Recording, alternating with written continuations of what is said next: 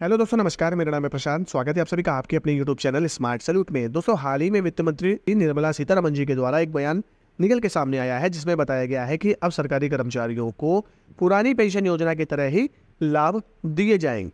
सवाल ये बन जाता है कि क्या अब जब कोई कर्मी एनपीएस का सरकारी कर्मचारी रिटायर जाएगा तो क्या उसको ओपीएस की तरह ही पेंशन दी जाएगी, या जैसे कोई ओपीएस में पहले रिटायर जाता था तो उस रिटायरमेंट के 6 महीने बाद जो डीए लगता था, क्या वो इस एनपीएस व्यवस्था में भी लगेगा? ये सारे सवालों का जवाब आगे वीडियो में बताया गया है।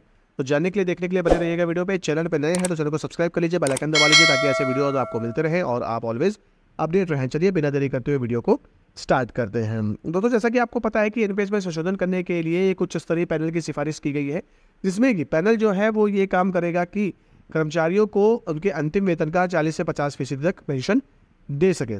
पेंशन का मुद्दा इस समय दोस्तों हावी है। कई गैर बीजेपी शासित राज्य पुरानी पेंशन योजना ओपीएस पर स्विच कर रहे हैं, जो पेंशन भोगियों को रिटायरमेंट के समय मिले वेतन का 50% मासिक पेंशन का लाभ प्रदान करता था। राजस्थान, छत्तीसगढ़, झारखंड, हिमाचल प्रदेश और पंजाब सहित कई विपक्षी दलों द्वारा पुरानी पेंशन प्रणाली पर वापस लौट आए हैं, जो कुछ अर्थशास्त्रियों का कहना है कि राज्य सरकारों को दिवालियापन में धकेल सकता है। देश के सबसे बड़े ऋणदाता भारतीय स्टेट बैंक के समूह मुख्य आर्थिक सलाहकार सौम्य कांति घोष के अनुसार पुरानी पेंशन योजना वित्तीय रूप से अस्थिर है और इससे राज्य सरकारों द्वारा कर्ज बढ़ सकता है। 2023-24 में भारत का केंद्रीय बजट 2.34 ट्रिलियन था। वर्तमान राष्ट्रीय पेंशन योजना के तहत लगभग 87 लाख केंद्र और राज्य सरकार के कर्मचारी अपने मूल वेतन का 10% योगदान करते हैं, जबकि सरकार 14% का भुगतान करती है। अंतिम भुगतान उस फंड पर रिटर्न पर निर्भर करता है जिससे ज्यादातर सरकारी ऋण निवेश किया जाता है। संशोधित पेंशन योजना बाजार रिटर्न से जुड़ी रहेगी, लेकिन सरकार किसी कर्मचारी के अंतिम वेतन का न्यूनतम 40% की पद्धति पर काम कर सकती है।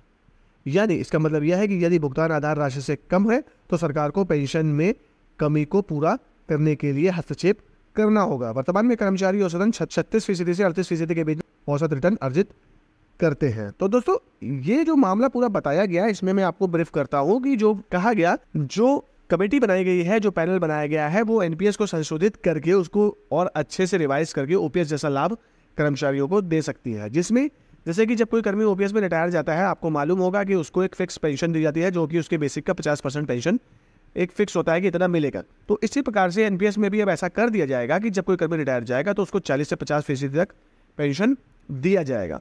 और जैसा कि जो आप एनपीएस में अपना निवेश कर रहे हैं, सेम अभी भी आपको ऐसा ही निवेश करते रहना पड़ेगा।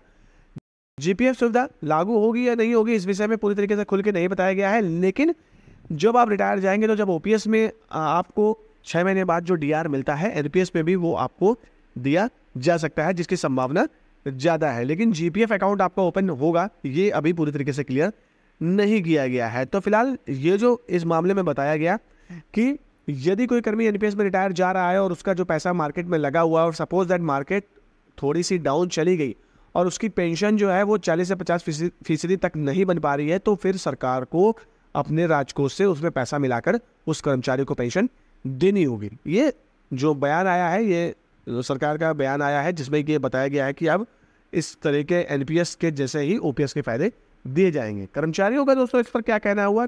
कर्मचारियों का साफ कहना है कि हमें किसी भी प्रकार की संशोधित स्कीम नहीं चाहिए, हमें हूबहू पुरानी पेंशन योजना चाहिए। देखिए, उसमें पुरानी पेंशन योजना में फ़ायदा भी है। यदि आप एक सरकारी कर्मचारी हैं तो आपको भी मालूम होगा कि जब कोई कर्मी पुरानी पेंशन की योजना के तहत रिटायर जाता है या पुरानी पेंशन योजना के तहत सर्विस करता है तो उसको काफ़ी फ़ायदे होते हैं।